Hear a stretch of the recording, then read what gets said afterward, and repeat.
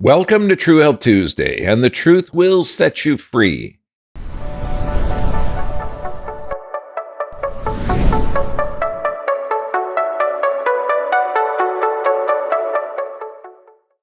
Today we're talking about chemical stressors. Now remember the three: physical, chemical, and emotional. Your body responds the same way to all three.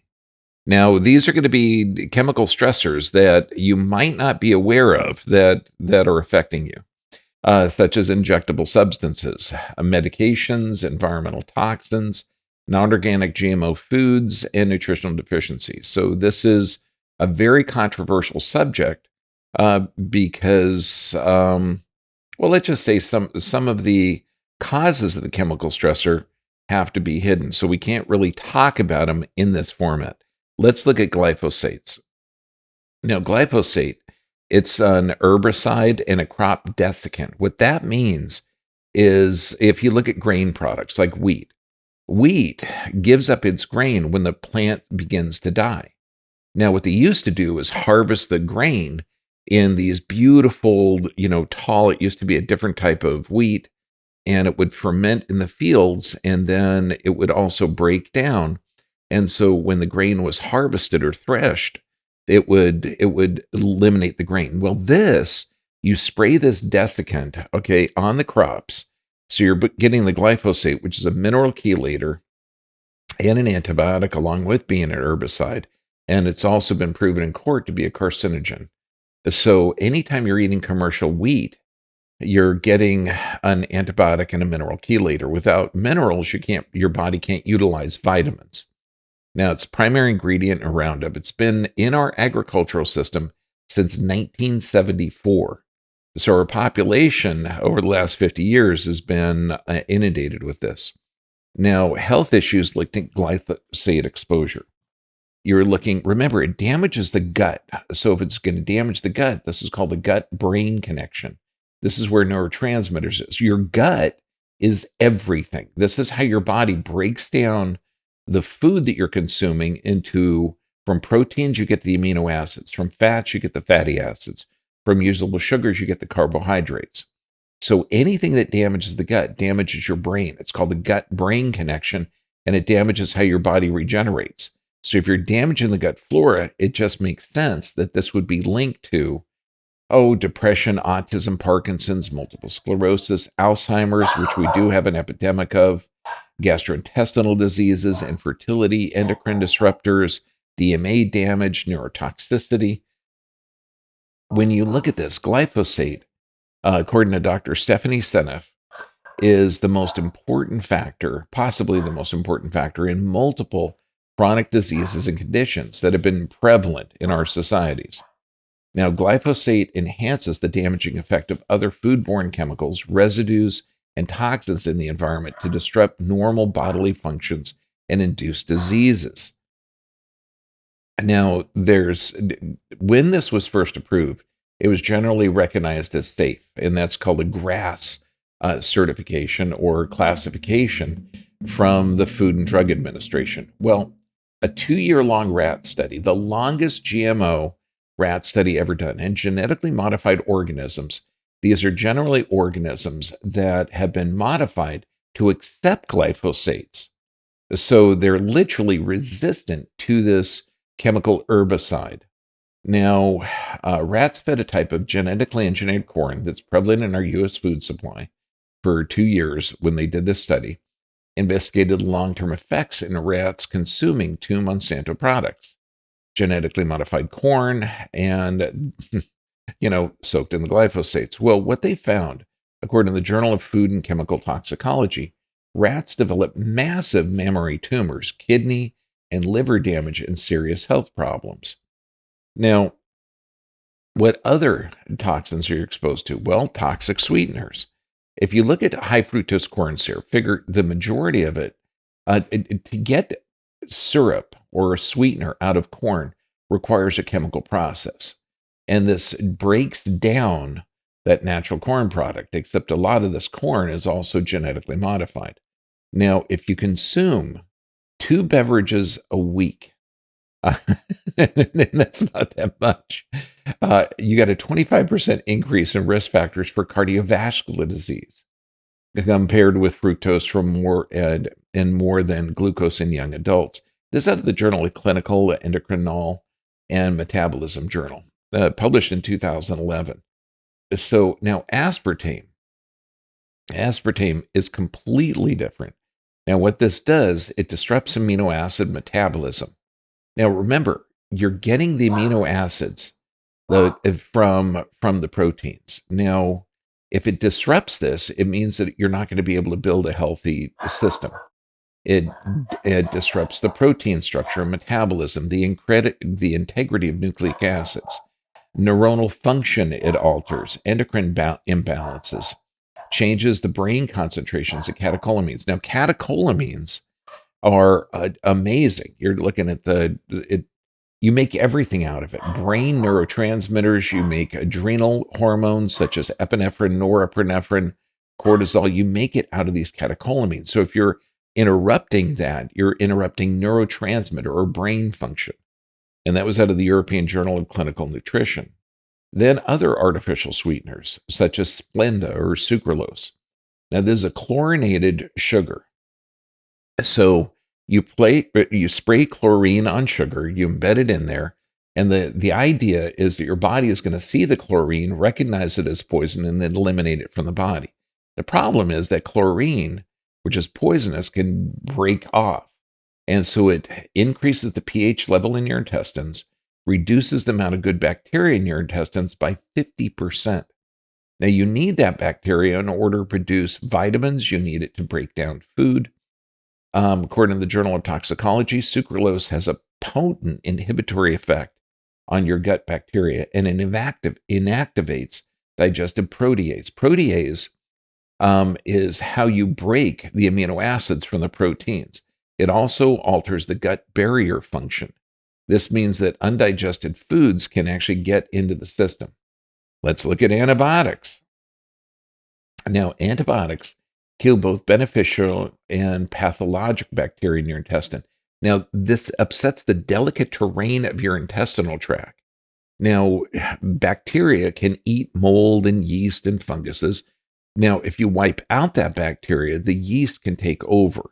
Now, these are opportunistic organisms, and they call a thing called dysbiosis, which means that your bioterrain is disrupted.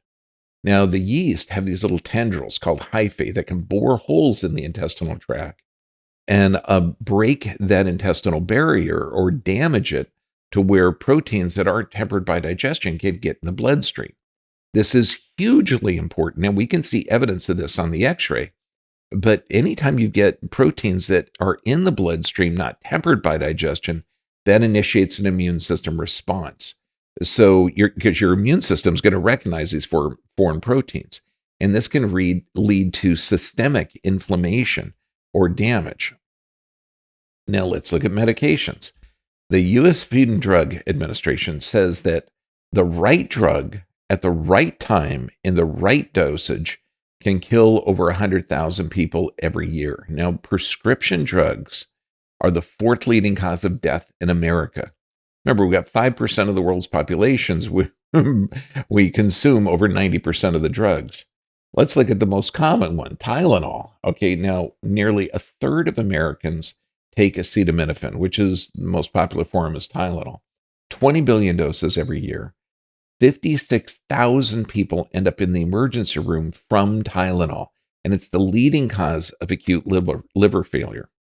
Now, what are some of the other effects of this chemical? Well, according to the Journal of Psychological Science, dulled emotional responses. According to the Journal of Allergy and Clinical Immunology, if a child takes Tylenol just once a month, you get a 450% increase in asthma. Now, Tylenol or acetaminophen also damages glutathione, okay, and it decreases that. Glutathione is what your body uses to protect the brain. It can also induce fatal skin reactions such as toxic epidermal necrolysis. And this is an FDA announcement.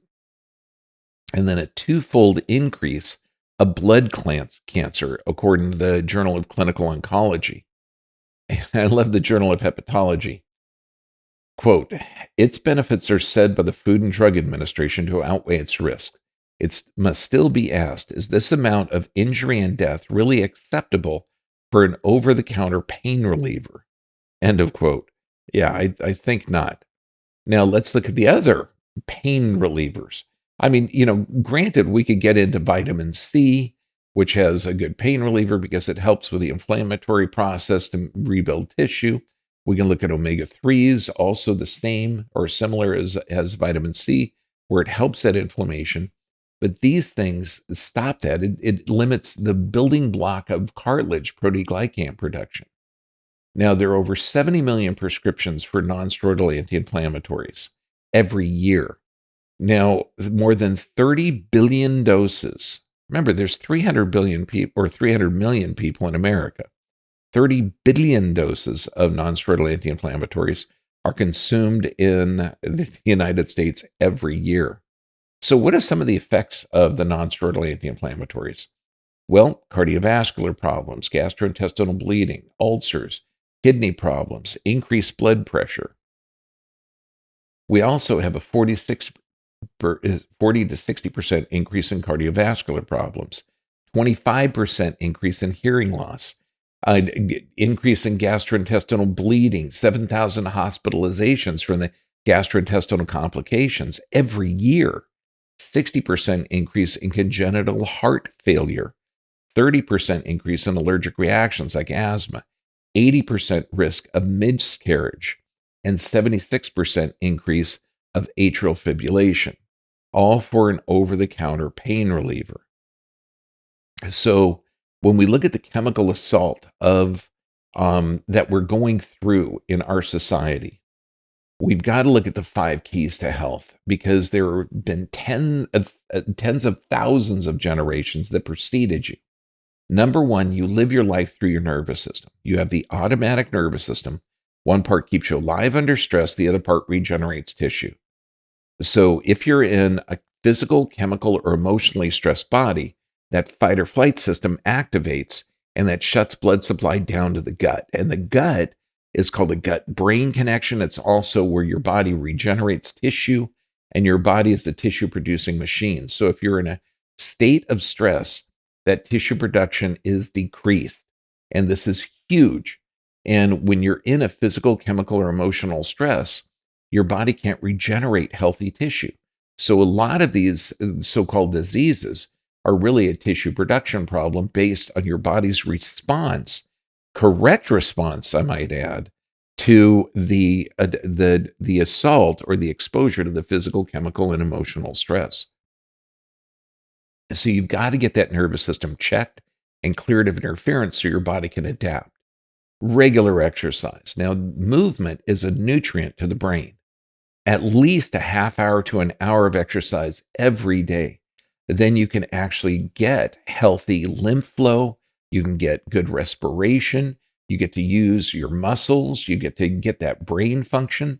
Exercise is a nutrient for your brain. And then proper nutrition. There's no magic here. Look at what your great-great-grandparents ate. Look at the thousands of generations. What did they eat? Organic.